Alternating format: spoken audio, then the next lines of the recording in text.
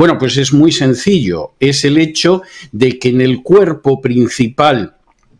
de lo que serían las iglesias evangélicas entra el dispensacionalismo gracias a la Biblia Scofield, que se publica a principios del siglo XX. En contra de lo que pueda pensar la gente, porque es lo que ha conocido toda su vida, el dispensacionalismo no ha sido creído jamás ni por los reformadores, ni por los movimientos de reforma y avivamiento a lo largo de la historia, ni cosa parecida. El dispensacionalismo surge inicialmente en el siglo XVII con dos jesuitas españoles que se llamaban Lacunza y Rivera para combatir lo que era el efecto de la reforma, y de ahí que, por ejemplo, insistan en la idea de un anticristo como príncipe del final de los tiempos para negar que en realidad el anticristo es el papado, que era lo que creían los reformadores. Pero incluso ese primer dispensacionalismo, que insisto, lo crean jesuitas, es un dispensacionalismo que, por ejemplo, no cree en un arrebatamiento pretribulacional,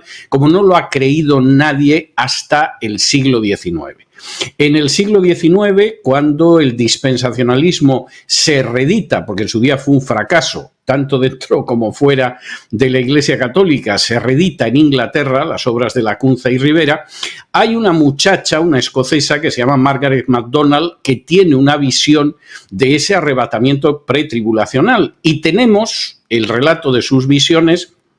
Y tenemos el relato de los que recogieron esa visión, y todos dicen: esto de un arrebatamiento pretribulacional, esto es un delirio, esto es una estupidez, esto no es bíblico, esto no lo ha enseñado nadie. Y de hecho, durante décadas así fue. Todo el mundo pensaba que eso era algo tan sectario como la escatología de los adventistas del séptimo día o la de los testigos de Jehová. El cambio se produce con la Biblia Scofield. La Biblia Scofield es una Biblia donde se incluye ese sistema dispensacionalista, y que la gente ignora, y es importante saberlo, que quien saca a Scofield, que era un personaje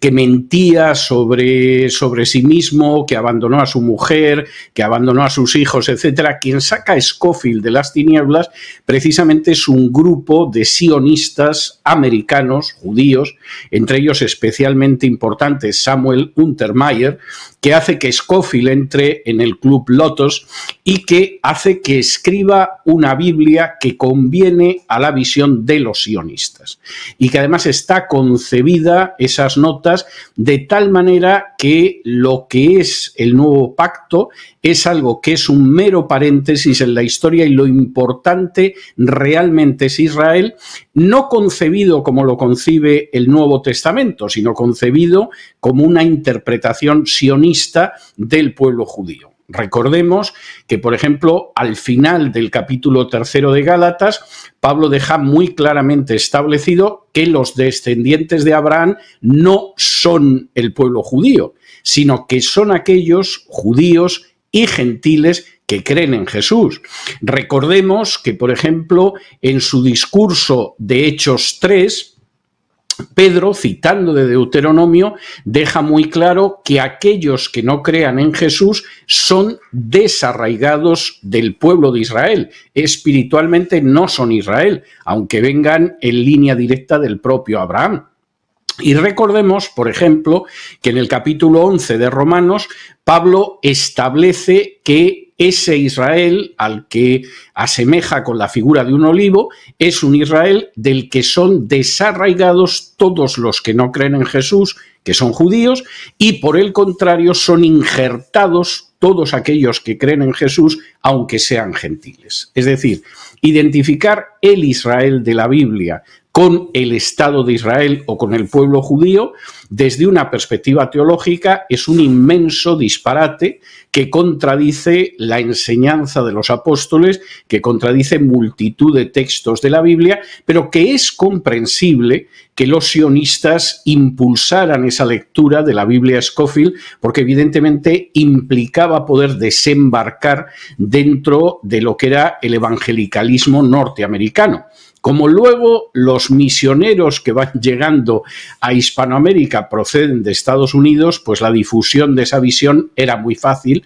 sobre todo en determinadas denominaciones. En otras denominaciones previas